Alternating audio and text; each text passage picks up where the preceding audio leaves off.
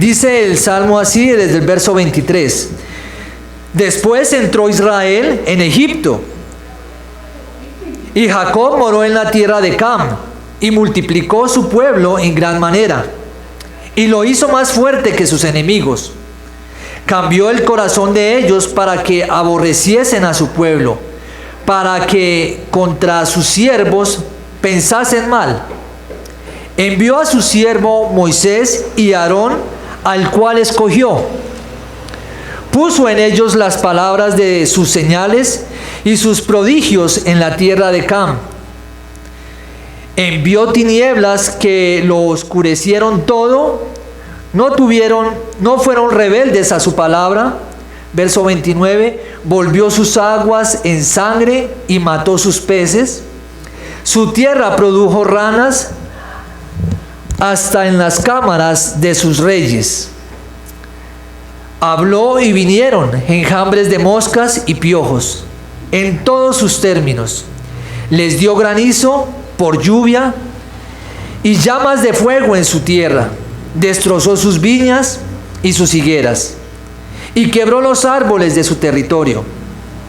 Habló y vinieron langostas y pulgón sin número, y comieron toda la hierba de su país, y devoraron el fruto de su tierra. Hirió de muerte a todos los primogénitos en su tierra, las primicias de toda su fuerza. Los sacó con plata y oro, y no hubo en sus tribus enfermo. Egipto se alegró de que salieran, porque su terror había caído sobre ellos. Extendió una nube por cubierta y fuego para alumbrar la noche. Pidieron e hizo venir codornices y los sació, de pan del cielo. Abrió la peña y fluyeron aguas. Corrieron por los sequedales como un río, porque se acordó de su santa palabra dada a Abraham, su siervo. Sacó a su pueblo con gozo, con júbilo, a sus escogidos. Les dio las tierras de las naciones, y las labores de los pueblos heredaron, para que guardasen sus estatutos y cumpliesen sus leyes. Aleluya. Oremos. Padre, en esta hora nos acercamos dándote las gracias por tu favor, por tu misericordia, por tu bondad, por tu fidelidad durante este día que comienza a culminar, pero donde también hemos visto tu gloria, tu favor, tu bendición, y sabemos que eres tú el dador de todas estas cosas.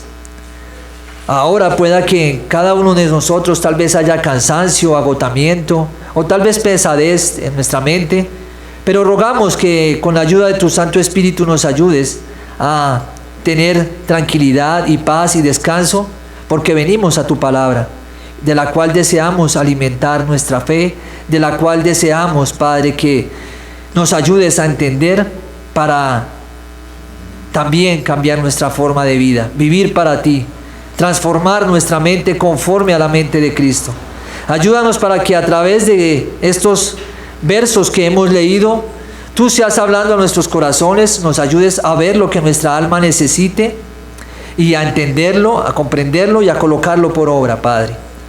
Ayúdanos por medio de tu Santo Espíritu, quien nos da la luz, y enséñanos las maravillas que hay en tu ley. Te lo pedimos todo esto en el nombre de nuestro Rey y Señor Jesucristo. Amén. Bien, entonces Salmo 105, como lo dije al comienzo, antes de leerlo, lo dividimos en dos partes por lo extenso. Es uno de los primeros salmos, o de algunos salmos que hemos visto anteriormente, que son extensos. Y aquí vemos uno de los que posteriormente vamos a ver también que son intensos, son extensos en su contenido. Aquí en este salmo vemos 45 versos. Ya más adelante nos toparemos con otros salmos también extensos, entre ellos el Salmo 119, uno de los más extensos. Veíamos en este salmo que, como en el salmo anterior, Dios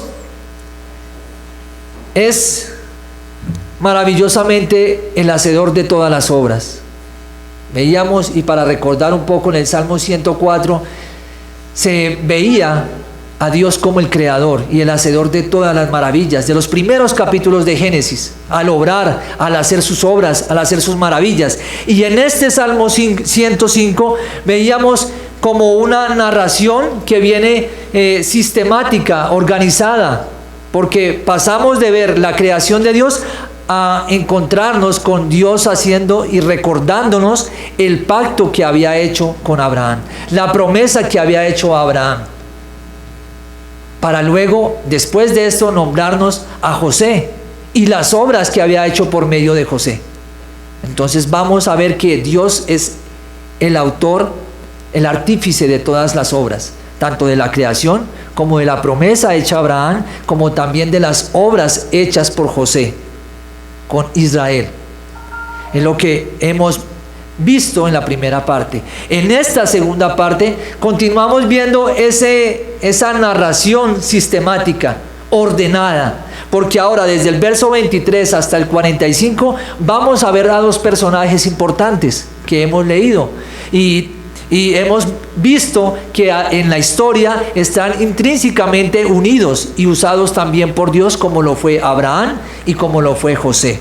Y en este salmo y en estos versos de la segunda parte, esos dos personajes son Moisés, si lo notaron, la narrativa gira los primeros versos a lo que Moisés realizó, para luego seguir con la obra que haría Josué. Entonces, en la primera parte, personajes Abraham y José. En la segunda parte está Moisés y Josué. Bien, es lo que vamos a ver. De esta manera también vemos que este salmo es un salmo histórico.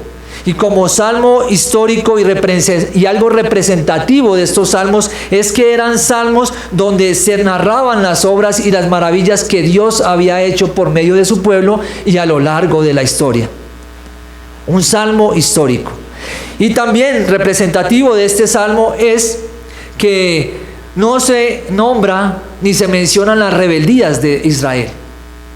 No se mencionan las rebeldías, solamente se menciona lo que Dios hizo en medio de ellos y por medio de ellos.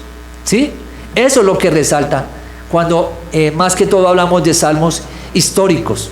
Este es uno de ellos. Así que lo he hecho en dos partes, lo he bosquejeado en dos partes. La primera parte vamos a ver la redención de Israel, que lo vamos a encontrar desde el verso 23 hasta el verso 36. Y luego la segunda parte o el segundo anunciado es la provisión para Israel, desde el verso 37 hasta el 45. Esto nos ayuda a entender y a ordenar el estudio de un salmo. Por eso lo bosquejeamos de esta manera. Entonces, primera parte se llama la redención de Israel. Y la segunda parte de esta segunda parte, valga la redundancia, es la provisión para Israel. Y ya pues sin más contexto y preámbulos, ya para ubicarnos en donde estamos, vamos a comenzar a caminar por cada verso. Y ahí vamos a encontrar también cosas maravillosas. Y el primer verso que vamos a leer entonces y a ver es el verso 23. Y el 23 nos está diciendo que después de lo que había pasado y de lo que se había dicho que había hecho José, donde José había hecho obras maravillosas allí porque Dios lo había colocado, porque Dios lo había usado a él, Dios le había dado la capacidad para tener sabiduría, para saber comportarse, ¿sí? Para saber qué hacer en los momentos donde donde después de haber descendido al calabozo donde fue llevado por el faraón, luego ahora sube por esa escalera, pero ya sube no como baja para ser un preso, ¿sí? Ahora iba a subir para ser el segundo en el mando de una nación que fue poderosa como lo fue Egipto en su momento. Imagínense eso, ¿ah? Maravilloso. Y Dios lo ha usado, y aún en ese verso 22 dice, y sus ancianos, y enseñará a sus ancianos sabiduría. Este hombre iba a enseñar sabiduría. Ahora, después de esto que ha acontecido y que ha contado aquí nuestro autor de este salmo, que es David, probablemente según lo que nos dice Crónicas, capítulo 16, que es muy probable que haya sido David porque él entró con el arca y entraba cantando este salmo. Entonces por eso se dice que el autor puede ser David. Y lo que nos ha narrado hasta ahí entonces David son esos hechos, si es que es el autor, y luego nos va a decir que después de lo que hizo Dios con José, ahora va a enviar a Israel, ¿a dónde? A Egipto. A Egipto. ¿Y qué pasa en Egipto con Israel? Moró allí en la tierra de Cam, que es otro nombre que se le da a esa tierra de Egipto. Y recordemos quién era Cam, el hijo de Noé, el cual sobre él Noé desató algo, ¿no? Sobre el cual Noé echó una maldición porque descubrió su desnudez. Así que podemos ver qué venía de Cam y por qué Cam, yendo hacia el oriente, está ahí, Egipto. Y ahí en Egipto es donde va Dios a colocar a Israel, porque recordemos que el autor de toda obra es Dios, y es Dios llevando allí a Israel. Vamos a seguir leyendo. Entonces, después entró Israel en Egipto y Jacob moró en la tierra de Cam, que es el mismo Egipto. Luego el verso 24, y multiplicó su pueblo en gran manera y lo hizo más fuerte que sus enemigos. Noten, ese pequeño pueblo que había entrado a Egipto, ¿qué empieza a pasar con él? A multiplicarse,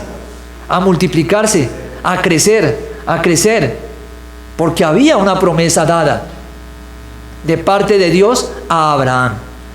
Y ahí estaba Israel, y estaba creciendo, a multiplicarlo. ¿Quién era el que lo hacía? Dios. Y miren que nos dice algo especial, y aquí vamos a encontrar muchos verbos donde él dice hizo, cambió, envió, porque el autor es Dios. Y aquí lo vemos que nos dice y multiplicó su pueblo. Dios fue quien multiplicó su pueblo, no fue que ellos eran muy, ¿cómo se diría hoy en día? Muy fértiles. No era así, era que Dios había decretado algo sobre ellos y Dios estaba cumpliendo su promesa. Se están multiplicando en gran manera, y lo hizo, no solamente hace posible que se multipliquen, sino que también los hace fuertes. Entonces, ¿cómo se sentiría ese pueblo al cual donde habían llegado, ese pequeño grupo de personas, y empiezan a crecer y empiezan a ser más fuertes? ¿Qué pensaría el otro pueblo? Les inundó de temor, y lo vamos a ver que eso está descrito en Éxodo, y vamos a ver que empiezan a crecer y a ser fuertes, tanto así que la misma nación de Egipto comienza a asombrarse y empiezan a pensar, ¿qué vamos a hacer con ellos que están creciendo mucho? ¿Qué vamos a hacer con ellos que están siendo fuertes? Así que no se quedaron de brazos cruzados este pueblo del cual recibían a Israel, y se estaban haciendo más fuertes que sus enemigos. Así que sabían, y ya Dios lo sabía, por supuesto, que Israel estaba entrando en tierra de enemigos y los estaba colocando en tierra de enemigos. Pero algo que ese pueblo no sabía era que ¿quién estaba con ellos? Dios. Y comienza nuestra primera aplicación aquí. ¿En dónde estamos nosotros? En lugar donde, si usted dice ser cristiano, es recibido con bombos y platillos. No. Estamos en un lugar donde declaramos nuestra fe públicamente y comenzamos a ser rechazados. Comenzamos a ser mirados como un estorbo. Sin embargo, nosotros estamos aquí no por nuestra voluntad, no porque tomemos más vitaminas y seamos más fuertes que otros que ya partieron de este mundo. Estamos aquí porque la voluntad de Dios es que aún continuemos aquí, y no estamos solos. ¿Quién está con nosotros? Dios. No nos hace el que estemos aquí alimentarnos mejor, aunque debe hacerse, no quiero decir que vamos a... Pero sí estamos aquí porque Dios así lo ha querido. Y estamos en territorio enemigo, donde somos rechazados, donde decimos creer en Dios y nos miran, donde vamos en contra de muchas cosas que hoy el gobierno pone como ley y como buenas, cuando sabemos que ante los ojos de Dios son desagradables. Van en contra de su palabra. Eso podemos aplicar hasta aquí. Luego seguimos caminando y el verso 25 nos dice, cambió el corazón de ellos para que aborreciesen a su pueblo, para que contra sus siervos pensasen mal. Y ahí es donde les narraba.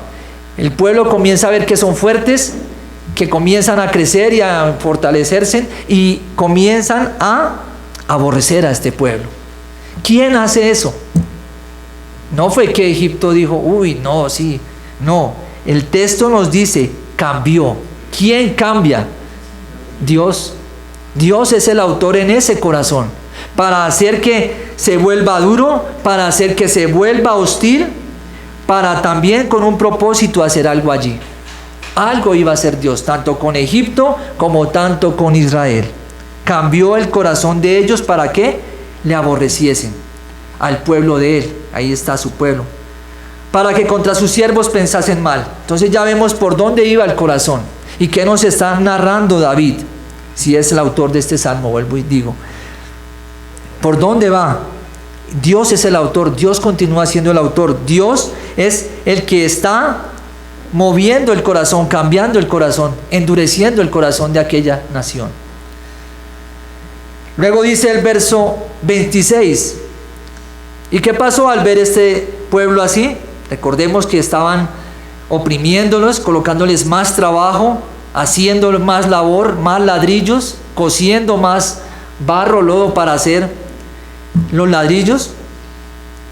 Y Dios también no solamente dice cambió el corazón, sino que también nos dice envió a su siervo. Envió a su siervo Moisés y Aarón, el cual escogió. Esa palabra que tanto está en la escritura y a veces nos incomoda a algunos. ¿Y qué pasó? Es Dios escogiendo a Moisés y a Aarón, escogiendo a Aarón y a Moisés para ayudar a su pueblo, para por medio de ellos glorificarse. Entonces aquí vemos el primer personaje que es nombrado en esta segunda parte, y es Moisés. Y dice que de usarlos, de llamarlos, vemos que a Moisés lo llama. Luego Moisés le dice, pero yo ¿cómo voy a guiar esta nación? Soy tardo para hablar. ¿Y qué le dice Dios? No se preocupe, colocaré a alguien a su lado que lo haga. Y ahí es cuando viene Aarón. Luego dice el verso 27, puso en ellos palabras de sus señales y sus prodigios en la tierra de Cam. Entonces Dios está enviándolos, Dios los escoge, los envía, pero ellos no iban a ir solos. ¿Quién iba a estar con ellos? Dios. Con señales, con prodigios. ¿Quién es el autor de señales y prodigios? Dios. ¿Estamos nosotros solos en este mundo cuando evangelizamos? Cuando Dios nos ha llamado de tantos que pueden y hubieron haber sido llamados, y el Señor en su misericordia desde antes de la fundación del mundo nos llama y nos invita a ser parte de su obra, de expandir y de llevar el Evangelio. Pero no vamos solos, Dios va con nosotros, como lo estuvo con Moisés y con Aarón. Y ahí está entonces, y lo acompañaban, como lo dijimos, señales, prodigios, obras que sabemos que Dios hizo y que va a comenzar a narrarlas también el autor, porque esa es la clave de todo salmo histórico, llevarnos a recordar. Y como en el tiempo de antes no tenían una escritura, no tenían una Biblia, ¿cómo se daba ese mensaje? De voz a voz, de generación a generación. Entonces los salmos históricos y estas palabras ayudaban a que la generación que venía supieran los hechos de Dios.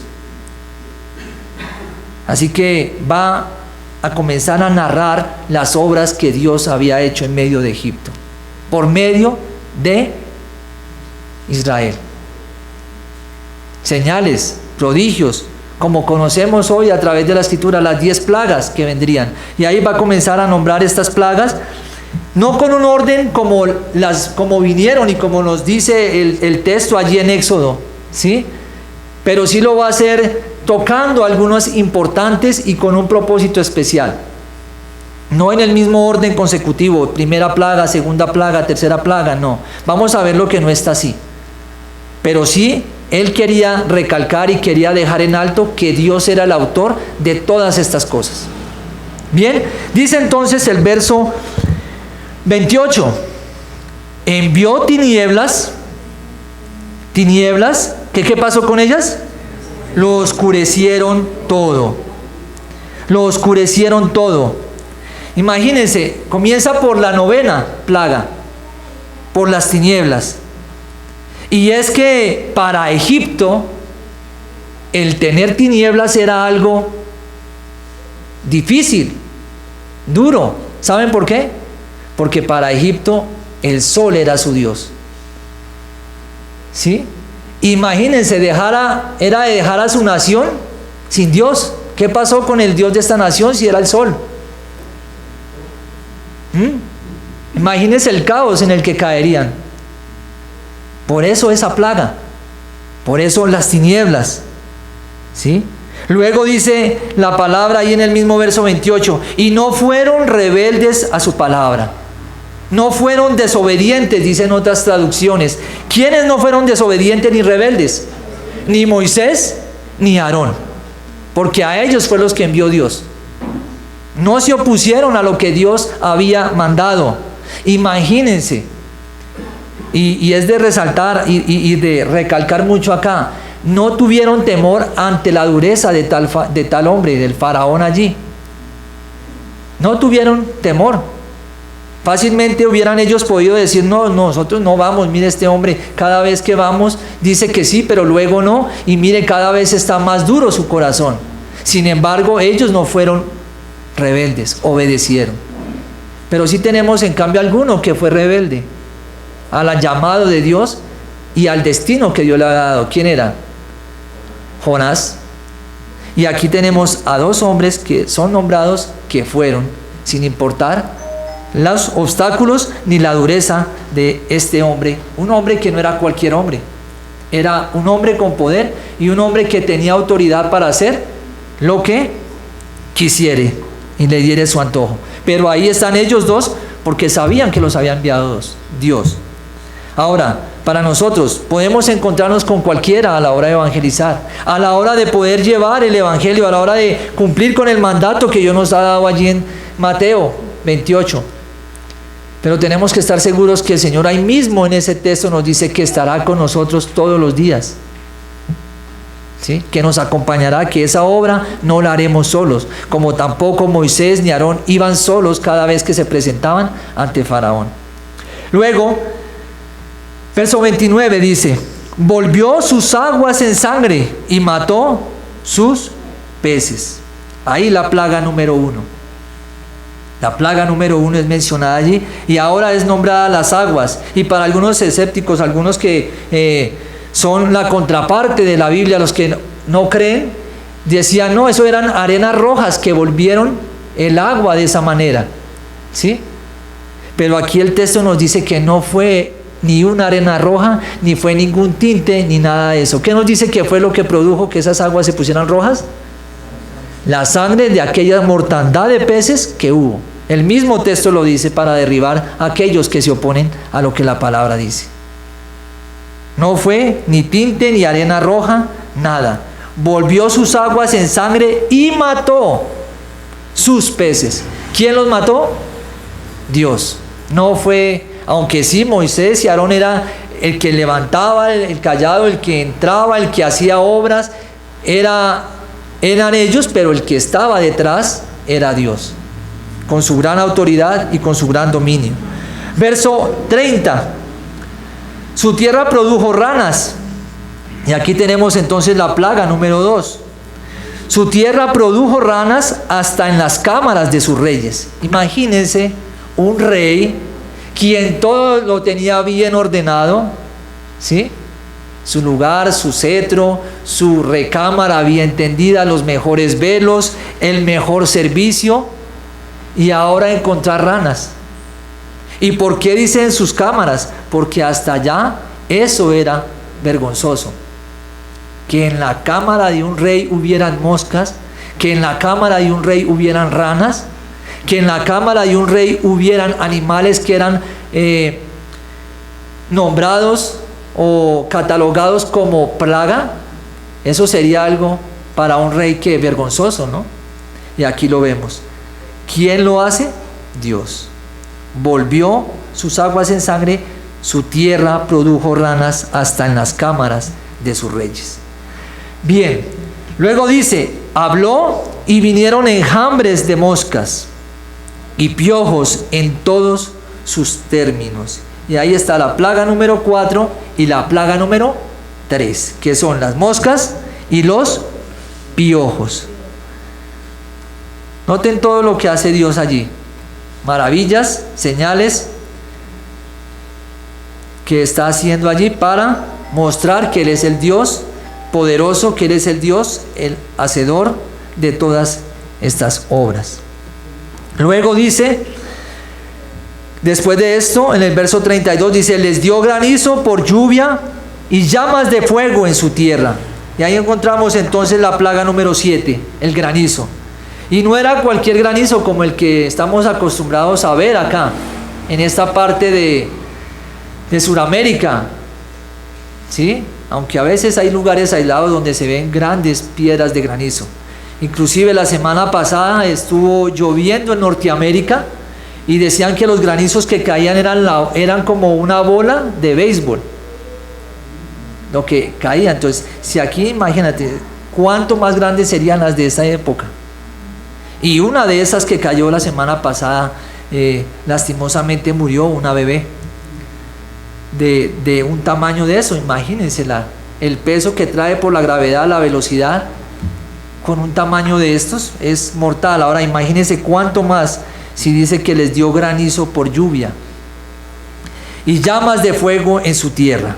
Entonces ahí hubieron incendios forestales, tal vez en sus viñados, en sus lugares donde cultivaban, en sus árboles. Bueno, seguimos. Luego nos dice, después de esto, que destrozó sus viñas y sus higueras y quebró los árboles de su territorio. Todo esto a consecuencia de lo que hablábamos anteriormente. Pero algo más, destrozó. Es Dios quien lo hace. Es Dios el autor. Luego dice el verso 34. Habló y vinieron langostas y pulgón sin número. Entonces ahí vemos otra plaga, la plaga número 8. La plaga número 8, y es aquella que habla de langostas y el pulgón sin número. Aquellos cultivos, aquellos sembradíos que le daban poder a este pueblo, a Egipto, porque el pan era necesario, el grano era necesario y era primordial para poder vivir, y era una tierra reconocida porque había abundancia.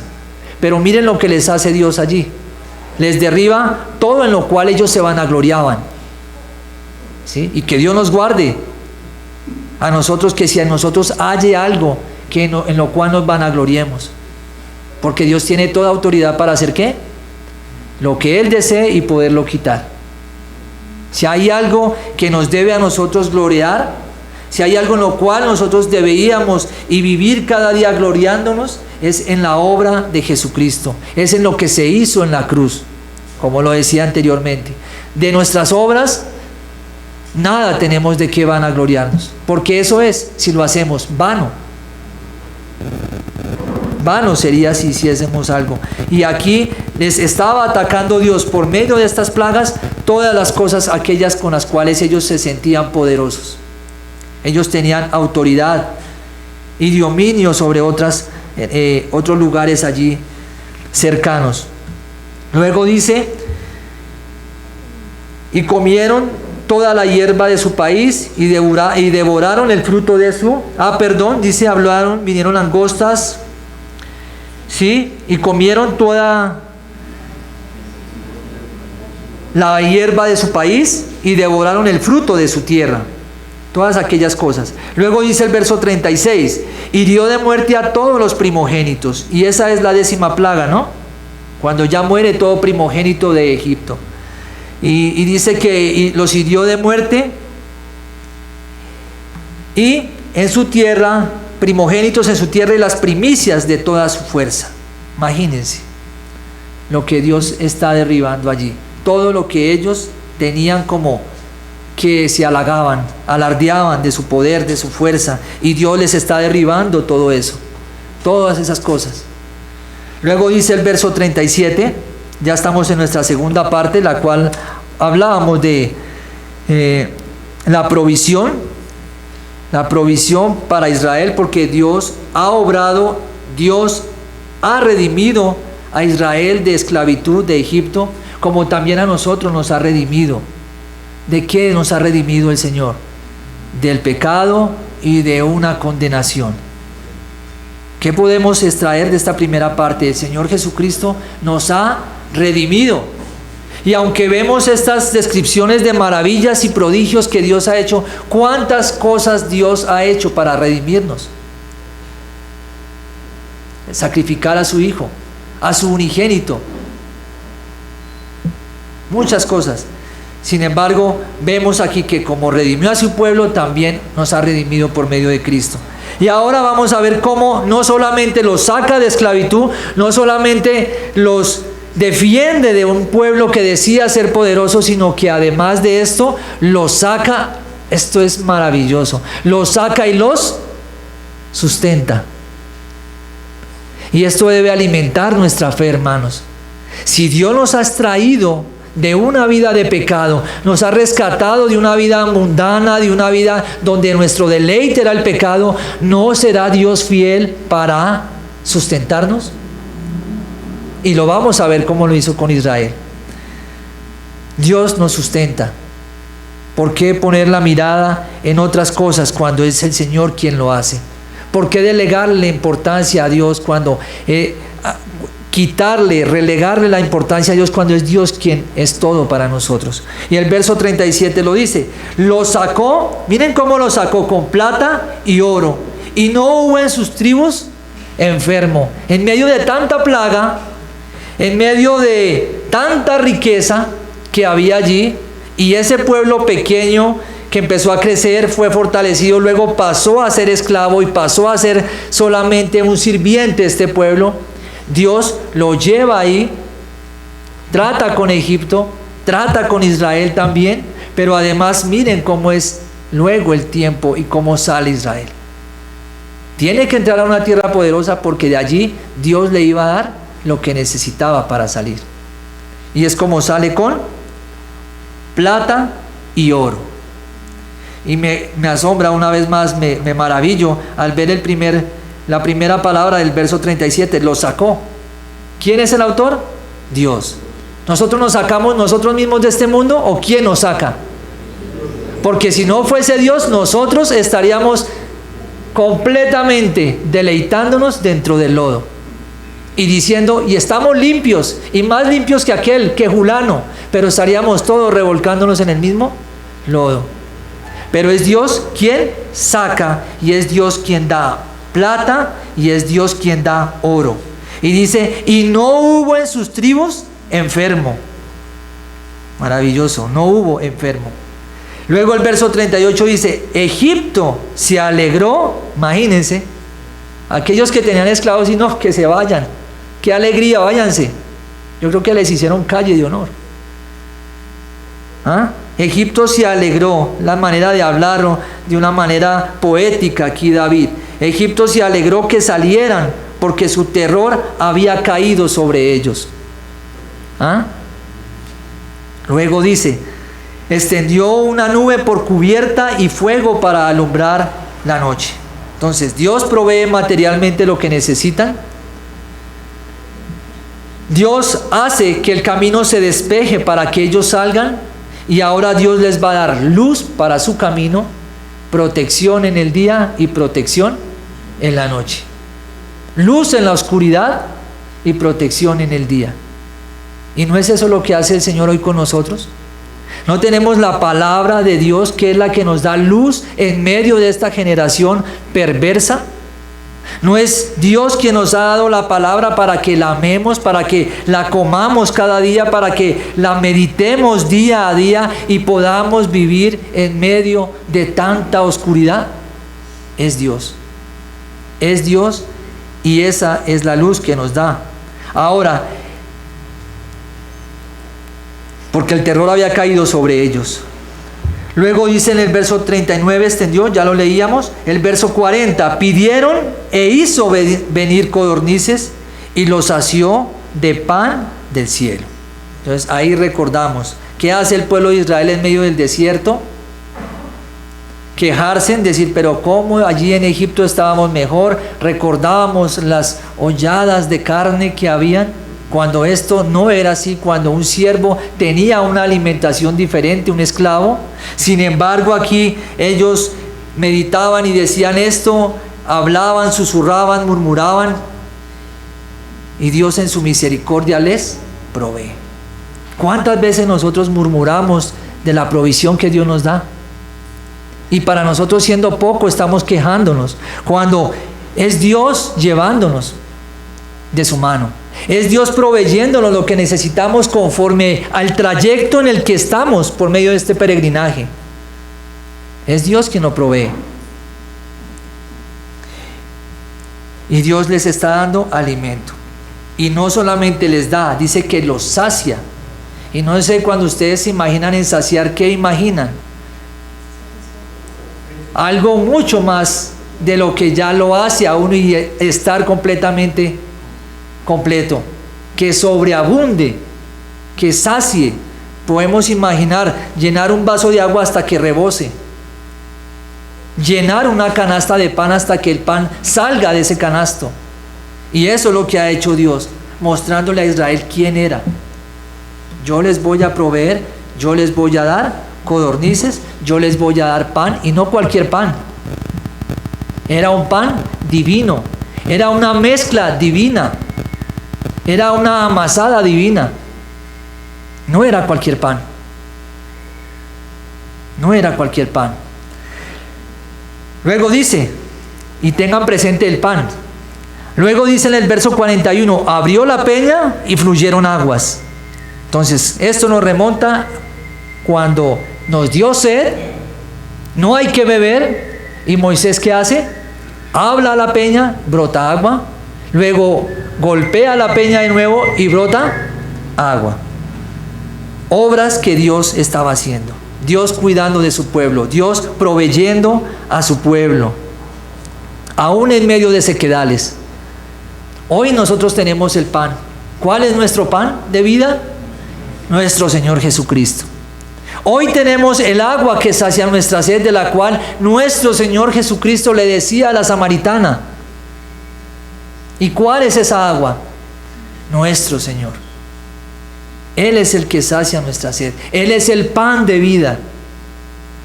Desde que tengamos a Él, ¿nos podrá faltar algo? ¿Podremos estar inseguros en este mundo? No. Si lo tenemos a Él, tenemos lo suficiente.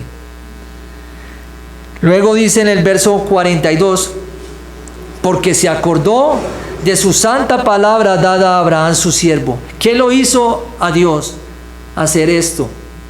Y ahí nos dice el texto, algo que había prometido a Abraham desde capítulos anteriores, de lo cual nos está narrando aquí el autor. Esa promesa hecha a Abraham, ese pacto que no, era incondicional. No era un pacto en el cual había una condición. Y es Dios acordándose. Yo le prometí a Abraham que él sería bendito, que su nación sería bendita y que en esta nación las demás naciones serían benditas.